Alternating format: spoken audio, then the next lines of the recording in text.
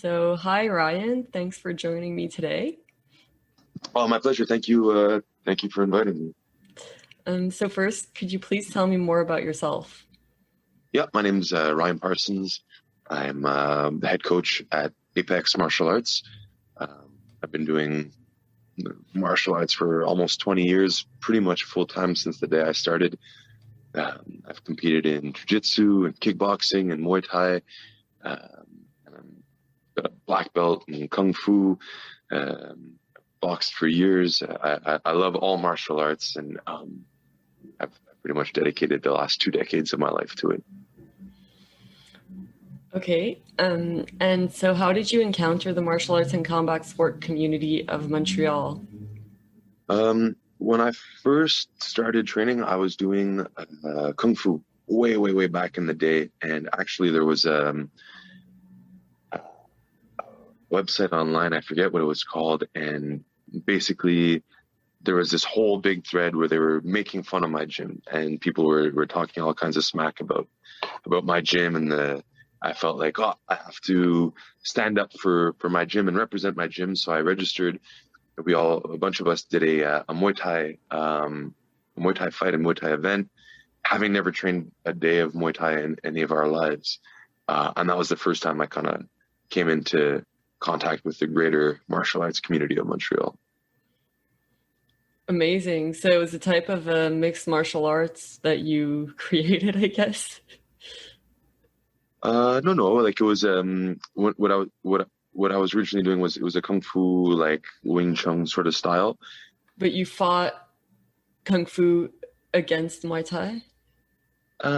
You know what? A fight's a fight, right? Oh, It's Muay Thai rules. It's a fight with Muay Thai rules. It's still just a fight.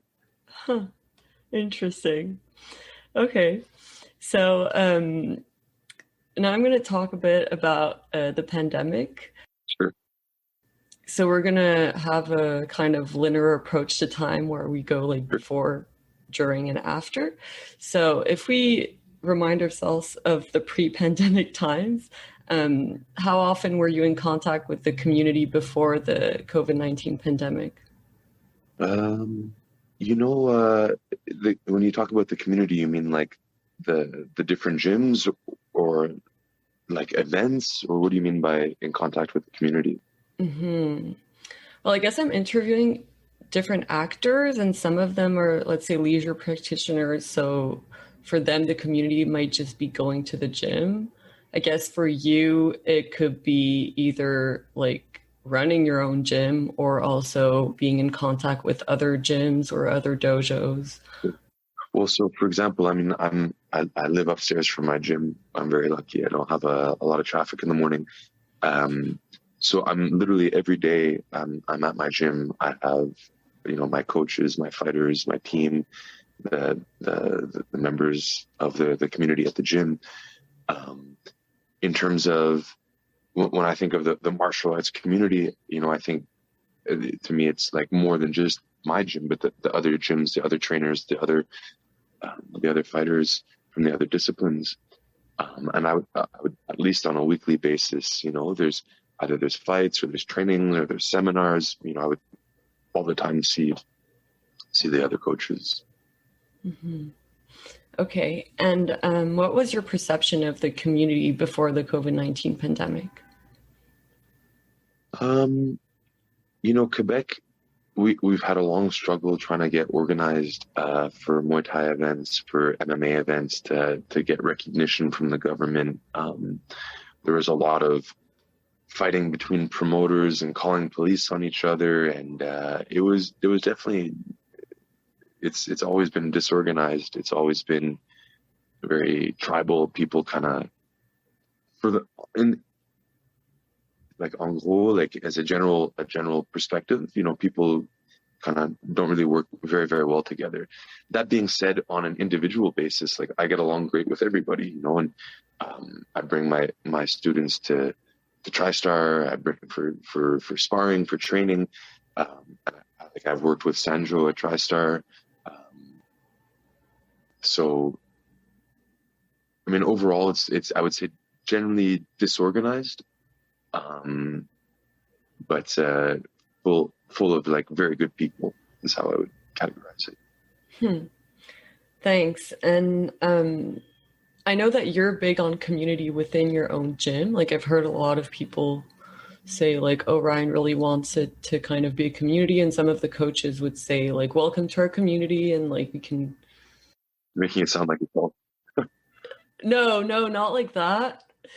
Although, no, but just because I feel like one gym is also a form of community. What's your perception of your own community within your own gym? I think it's really important that you get to know the people that you're training with, and you feel connected to the people you're training with, because you have to trust them, right? When you're training, when you're sparring with them, you have to trust that they're not going to hurt you. And then even like at a beginner level, a recreational level, you want to feel a connection with your coach. You want to, because you can go anywhere and go to a YMCA and go work out, but why people come back to Apex largely is because of the openness and the environment.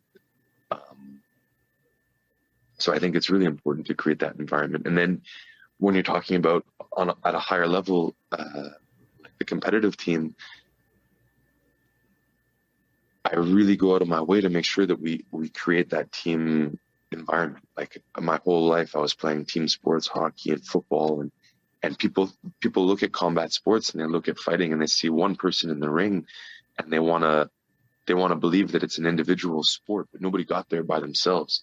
If you don't have sparring partners, if you don't have people holding pads for you, pad holders, you'll never be able to get to that level. And so, for me, it's really important when I'm looking at who I want to work with.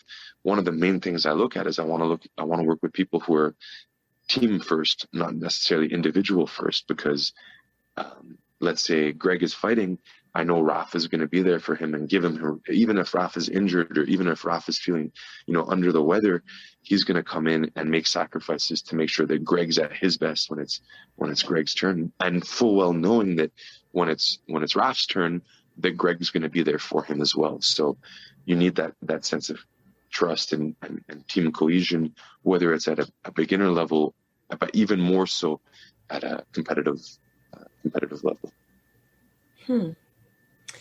Interesting.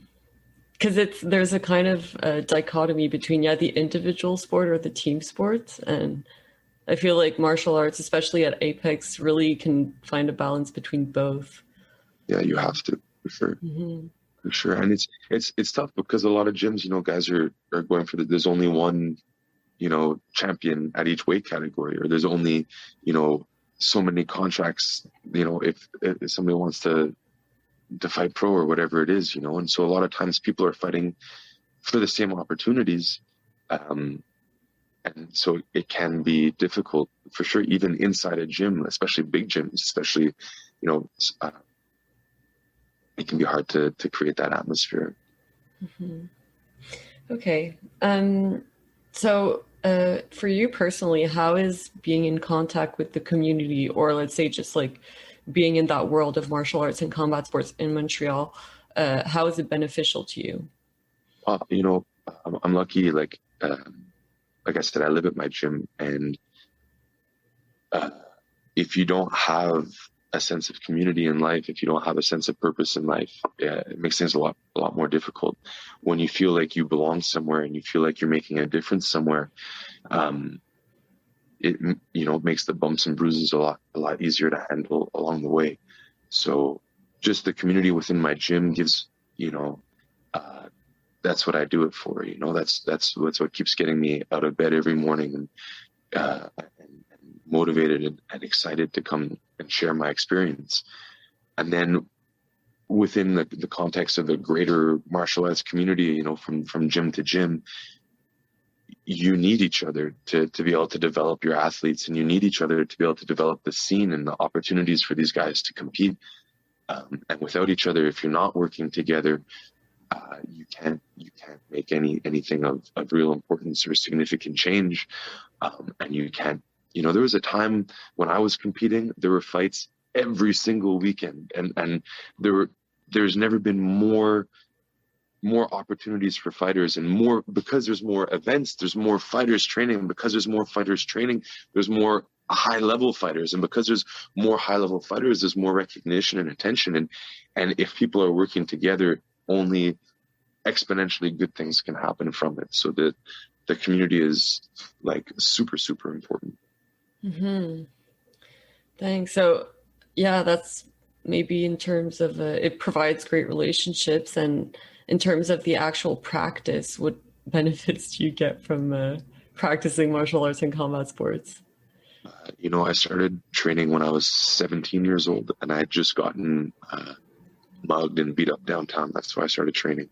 And the first thing, when I started, I was playing rugby, and I was looking for a sport to keep in shape in the off season, so from a physical perspective, it was great for my agility and my strength and all that sort of thing, all the physical elements.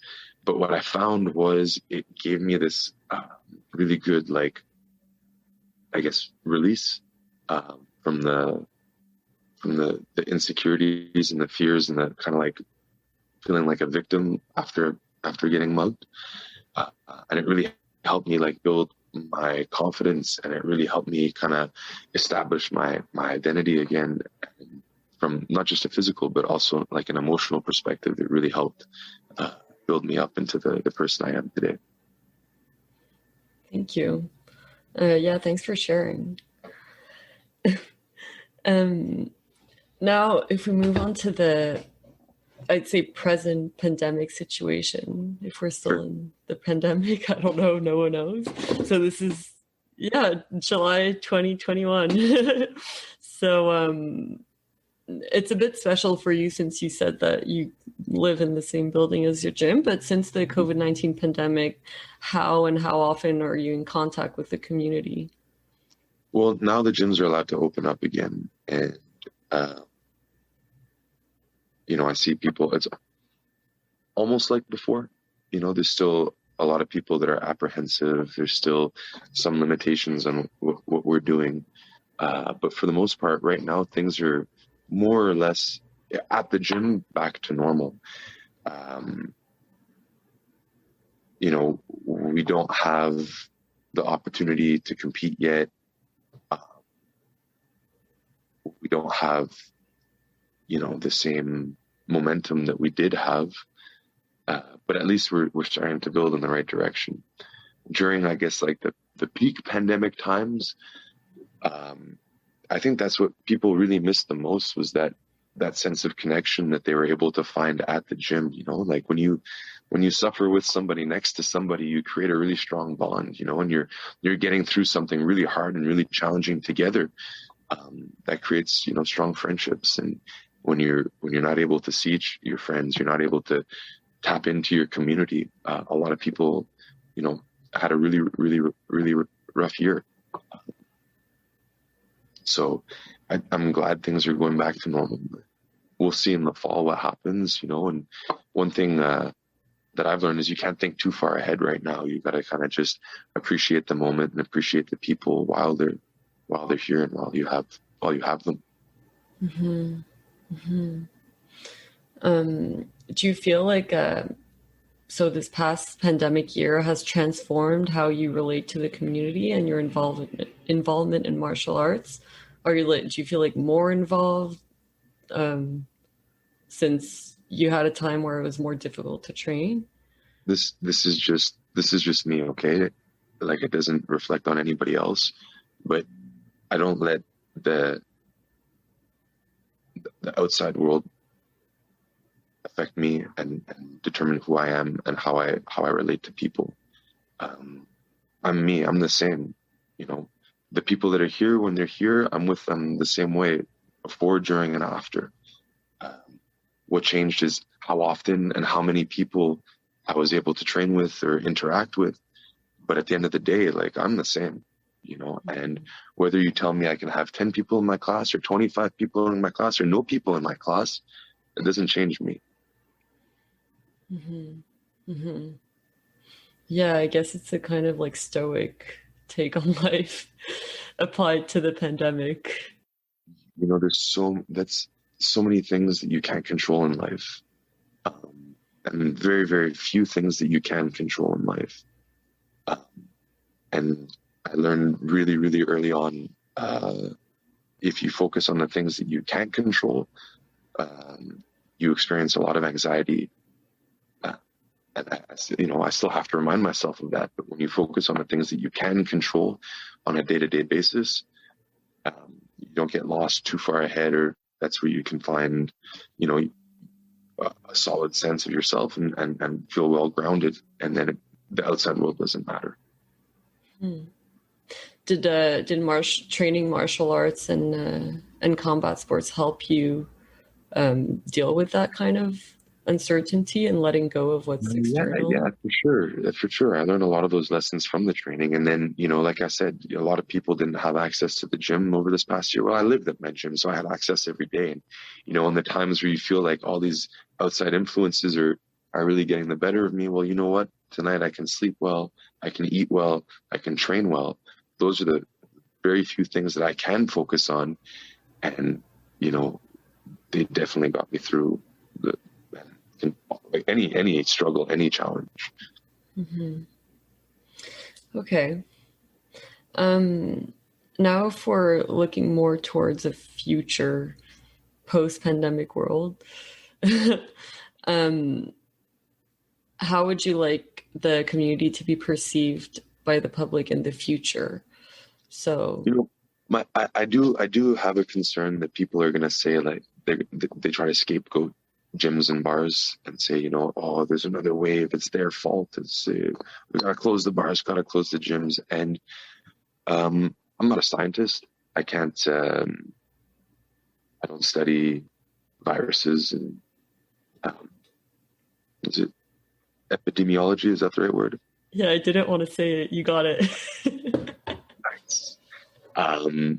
But I know that the people that train at my gym, they're healthy. They come in, don't come train when you're sick. Strengthen your immune system, get good exercise, make your body strong. But, a lot of the people at the gym are conscious of COVID, and, they take extra precautions. So in terms of the perception, again, I don't really care what people think about me. Just don't make me close my gym. That's all. Mm-hmm. Mm-hmm. Yeah. You said that it was a bit complicated before the pandemic because it was a bit disorganized, the way that gyms and dojos related to each other. Do you think that something could be done towards making that a bit more organized in the future? I hope that this last year, maybe it shed some light. People appreciate, what we had, and to work to get it back. And then when we do get it back, not to sabotage each other, but that if you have the mindset, the attitude that there's enough for everybody, you don't need to be greedy. You don't need to be the only this or the only that, that there's enough for everybody. And the more promotions there are, what I was saying is I hope people, this past year, that they can learn to appreciate what we had, and not take it for granted, so that when people come on and step up and build it back up again, that they're not going to, try to sabotage each other or undermine each other. You don't have to be best friends with the next promoter down the street, but like there's enough for everybody. And actually, the more promotions there are, the better it is for everybody. And the more gyms there are, the better it is for everybody. So you don't, like I said, you don't have to be best friends with everybody in the industry, but like, man, let people do their thing. If you don't agree with something, do it better. Don't go calling the police or ratting people out. Just if you want people to fight for you, put on a better show. If you want people to come train with you, offer better training. And after that, hey man, like I said, the more people work together, the better it is for everybody. Mm-hmm. So in the recent years, there's been a legal debate around the official legalization of amateur competitions of non-Olympic combat sports in Quebec. So you run a Muay Thai gym and are involved in MMA, kickboxing. And so these are sports that aren't considered Olympic, so they're not officially legalized in Quebec. So what do you think about the possible official legalization of amateur competitions for these sports? Well, recently, I think it was yesterday or the day before, the IOC announced that it officially recognized Muay Thai as a sport. So that's a great step in the right direction in Quebec if they need absolutely IOC recognition of a sport. But there are tons of other sports that exist that aren't recognized by the IOC that are still allowed to be practiced. So I think it's kind of ridiculous. Obviously, you want to keep the athletes safe, and you want to make sure that there's a criminal element involved in the promotion of the sports, and that things are. I mean, the safety of the competitors is obviously the first concern. But football, I don't believe is recognized as an Olympic sport, and I played football in school growing up, right?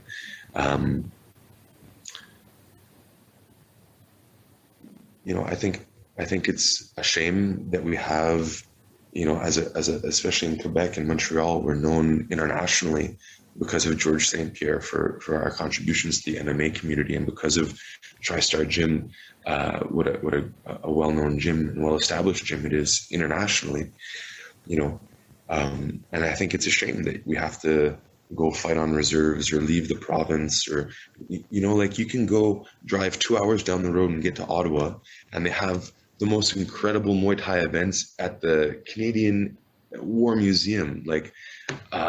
It's beautiful venues, and it's supported by the government, and it's allowed, and it flourished. And the scene in Ontario is huge. In Quebec, we have like 3 Muay Thai gyms or 4 Muay Thai gyms. So I would love to see, the decision makers kind of take a step back and allow the sport to develop. And I would love to see the sport managed by people who practice the sport and not just bureaucrats.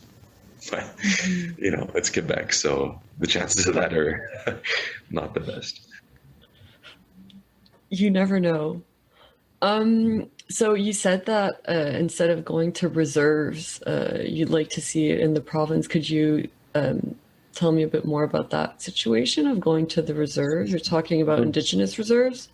Yeah, exactly. On the native reserves, they have, since the beginning of MMA in North America, they had shows back in the 90s and early 2000s, and it's just, again, it's a place where it's, the law of the land doesn't apply the same way. As long as you respect the rules of the band council, and they give you the authorization, you can do it there. And, it's great, that you can have these opportunities to fight at MFL or FightQuest or whatever it is. But it'd be nice to not feel like a criminal when you're practicing a sport. Mm-hmm. Thanks. I'm just curious about this Indigenous reserves thing. Do they also train and fight Muay Thai, or are they just kind of hosting the events for non-Indigenous people? I don't know exactly the details. I know there are some gyms on the reserve or near the reserve that have a lot of Native athletes. And I'm not sure how involved the community is exactly in the show. From what I understand, a promoter gets permission, rents the space, and brings his team. But I couldn't comment. I really don't know. Okay, thanks. So from your perspective, what benefits could the official legalization of those amateur competition bring to the community? Also in relation to the present world that we live in, that's marked by uncertainty. So let's say for someone like me who's a leisure practitioner, if I could compete at the amateur level, how would that benefit me? Okay, I'm going to take it from that's a good question, and there's kind of 2 questions, so I'll break it down. First, what it means in terms of the development of the sport. Let's say tomorrow So now that IOC is recognized Muay Thai Canada can come in and they can officially sanction shows. Okay, that means that anybody can be a promoter, can reach out to Muay Thai Canada, or maybe there's a Muay Thai Quebec umbrella or affiliate, and they can organize shows, right? So, as long as the organization agrees to work with this promoter, that means we could have shows again every weekend, twice a week, every day if you want. The more shows, the better. The more opportunity people have to compete, the more people are going to compete. The more people are going to compete, the higher the skill level of the community and of the fighters, right? The higher the skill level now, you look at, you can do professional shows, you can do international shows, you can have people coming in from the States, from Western Canada, from Europe even. And you can build these athletes and give them a platform to represent Canada internationally and go compete, at IFMA championships, or go compete in Europe for international titles or world titles. And the more people are involved, the more momentum there is, the more opportunity there is. And look, I don't think that it's necessarily realistic to say, hey, we're gonna have a sport as big as MMA and the UFC and have athletes making millions of dollars a year doing Muay Thai. Like, if that happens, great, bonus, but that's not the point, right? Just being able to practice your sport and bring international attention to it brings, more eyes to the athletes, a bigger platform for the athletes, and then if they have the opportunity, whatever they want to do with that platform, if they want to open a gym, or if they want to start a merchandise and t-shirts, or if they want to promote, products or their sponsors, they have more opportunities to create a life around the sport that they've dedicated themselves to. So that's very, very positive for the athletes in the development. And, a person can practice Muay Thai every day of their life. They don't spar, they're never going to get great at the sport. They can only get so good. And then if you're only sparring with the same people and you're not competing, that's great, but you can, the competition brings another tier to how much you can develop. And every time you fight, you learn and you get much, much better. So that, I hope, to answer the development of the sport itself and the athlete itself. But then I personally believe that almost everybody should try to compete, in Muay Thai or a combat sport at least once in their life, because what you learn from that experience, and not just the fight itself, but the training that leads up to that fight, man, it serves in everything that you do. The confidence to stand in front of somebody and stand up for yourself, right? If you're getting bullied or pushed around, or even just negotiating a contract at work, or you have some kind of adversity in your life, man, the fight is just about how you face adversity and how you react to stress. If you can stand in the ring and not even talking about the 2 months of training camp that you had to put through, that's a whole different thing. But just if you can stand in the ring in front of somebody and you can control your emotion and control your breathing of this person who wants to physically hurt you, what's your boss how are they gonna tell you don't deserve a raise? Or how are they gonna, when you're overloaded with work, you're like, well, at least this project isn't gonna try to knock me out. It's a lot of work, but it's not the same, right? So it really helps put things into perspective. And if I think, if everybody had that opportunity, it's a very humbling experience. And at the same time, it builds your confidence. It's funny because it's on the one hand, it makes you a stronger, more confident person. But on the other hand, you have, getting hurt and punched in the face is incredibly humbling. So I think there's a balance, and obviously not everybody takes the same thing from the experience, but the opportunity is there. And so if everybody has that opportunity to compete, whether they do or not, I think it can only benefit not just the martial arts community, but the community of Montreal, or the community of Canada, the international community. Everybody should fight at least once in their life. Mm-hmm. So it's just a good experience for human beings in general. Sure. And obviously, people can get hurt, and sure, there are long-term health consequences to professional boxers who take a beating every day for their whole lives. That's not what I'm recommending. But I think facing and overcoming fears is what makes strong individuals. And I think a strong society is made up of strong individuals. Thanks for this. Oh, my pleasure.